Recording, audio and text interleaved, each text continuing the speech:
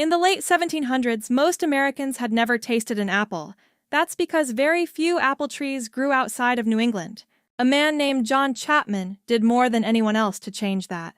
He enjoyed sinking his teeth into a sweet, juicy apple and wanted to share his enjoyment with others.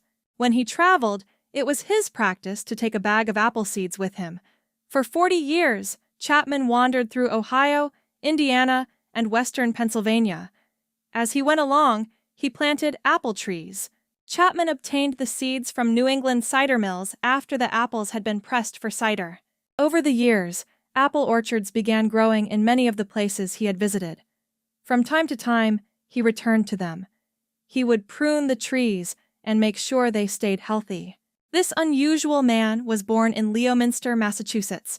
He began his travels in 1797 when he was in his early 20s. When he needed money, he knew how to get it. Just down the road, someone would give him work and pay him $1 or $2. Chapman spent most days on the road. In his hand was a stout walking stick cut from an apple tree. On his head was a tall, black hat. At dusk, he looked for a place to spend the night. If there was no house with a room to offer him nearby, he was content to sleep under the stars. He had few needs, and it didn't bother him that his clothes were threadbare. John Chapman detested killing of any kind.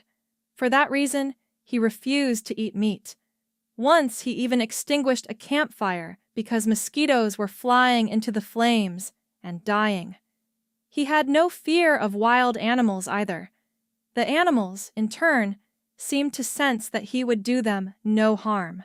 In one of the many stories told about Chapman, he spent the night in the company of a friendly bear.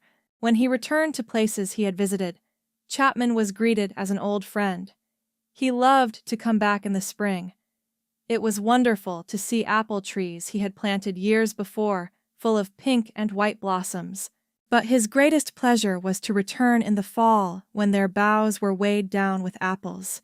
Over the years, he became a familiar sight to the people living on the farms and in the small towns of the Ohio River Valley. They gave him the apt name we know him by today, Johnny Appleseed.